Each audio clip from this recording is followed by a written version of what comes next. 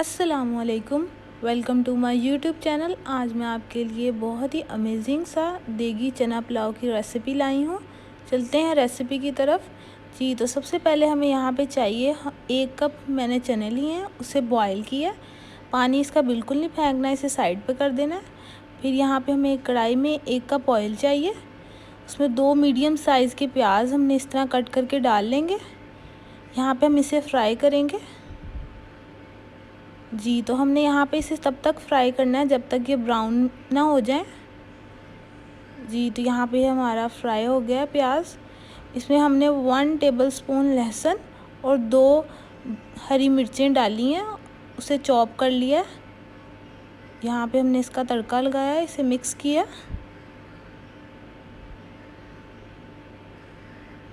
फिर हमने इसमें एक टमाटर डाला काट के बड़े साइज़ का। 1 टीस्पून चिल्ली फ्लेक्स डालें, दादरी मिर्चें, 1 टीस्पून सूखा धनिया पाउडर, 1/4 टीस्पून हम इसमें हल्दी डालेंगे। इसे हमने मिक्स किया। 1 टेबलस्पून नमक डाला, गरम मसाला डाला साबुत, ठीक है। यहाँ पे हमने चने जो बॉईल किए थे वाइट वो डाले।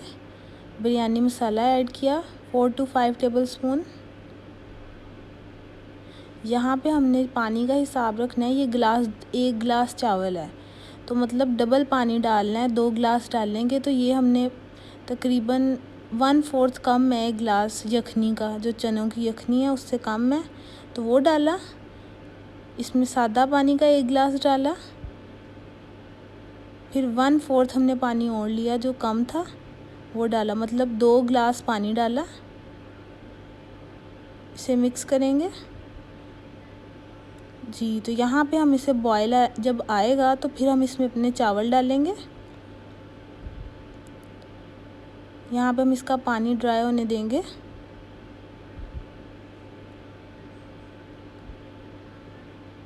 जी, तो ये पॉइंट है। यहाँ पे हम गरम मसाला, ज़ीरा भुना हुआ वो डाल देंगे। 15 मिनट के लिए इसे कवर करेंगे।